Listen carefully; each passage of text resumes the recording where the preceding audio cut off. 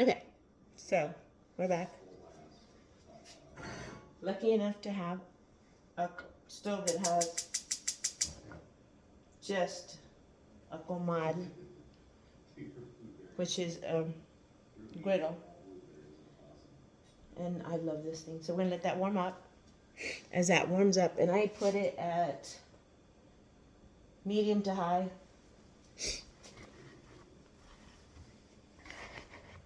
Just gonna take out the masa. And of course, this is marble countertop. Of course, growing up though, we had whatever countertop there was. It's always clean. And of course, gotta have your palote. Been called many things. This also serves if you don't have a hammer. It helps too, but you gotta make sure you sand it back down. We've had different palotes too. We've had my great uncle, Uncle John, my grandpa Pete's brother. He built, he worked in a factory and he built tanks. Oh gosh, I can't remember the name of the tank, but so he made everybody. He made them palotes and comals, really beautiful comals, out of the leftovers from the tanks. I know. I unfortunately lost my muscle. So, back to the making bolas. So you go, get this, so you can see to the consistency. Just letting it sit for a few minutes. There's a little weight to it. And all you do is just squish it. Again, good for working out your little aggressions. Not that in our family we have any or anything, but you know, it helps. And been teaching kids in my family. Don't let them fool you. Everybody knows how to make tortillas. But you just squeeze the bola. Go right here. You do this, and they're called tostones. And you just, this is the bottom part. You're just squishing with these 3 fingers and rolling it and rolling it, and that's it. Some people, they just want to just do the ball and just roll it. Same thing. But my grandma Jenny would sit there and she'd make huge stack of tortillas. And she would sit at her kitchen table. She'd have coffee going percolating on the stove. She'd have a pot of beans and a big pot and a big thing of masa going. But if it were Sunday, then we'd have hot chocolate too, made with Ghirardelli chocolate, canned milk, cinnamon. See, it's a long ways. It explains a lot, huh? Grandpa would always get up, have his coffee percolating. It's exactly as my grandpa Pete would say it, percolating on the stove. 3-room house in color. Didn't think you'd gonna get a story, huh? But yeah, so here I have, there's always a baby. I don't know why.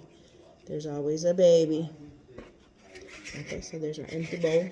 Put that in the sink. Put some hot water in it. That's what Elaine says, you wash as you go. We got a little bit of flour here. And we check our comal.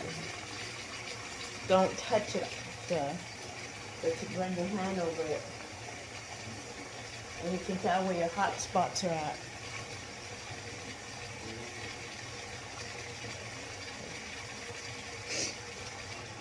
It's soaked. Okay, so first one, you dip it in the flour a little bit, and then you roll. Start from the middle, Let me adjust this. There you go. So you start from the middle. You can see. You never go all the way to the edge, because if you roll all the way to the edge, you get those little the tortillas. The edges come out all frayed. They go like that. You know what that. So just from the middle out. And when you're holding your palote, everybody has different ways, but this hand holds it this way so it rolls, and then this one guides it. And you don't have to, but again,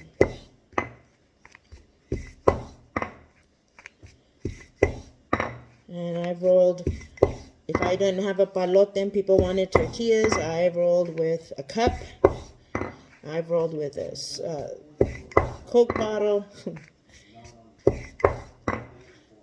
I've used those plancha ones, but so there you go, first one. So let me see. We shall see. Let me flip this. Ready? Okay, so that goes over. I'll try to put it in the middle a little bit. And you want to see, you can see where my fingerprints are. Big fingerprint. And you want to see if it bubbles up. You're going to probably have to turn that up.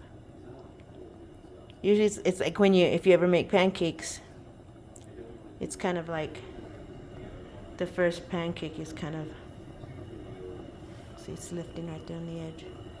There's a little bit of bubbles coming up. Okay, so you flip it. See, light brown spots. Okay. So it's getting there. It's not quite hot, but it's getting there.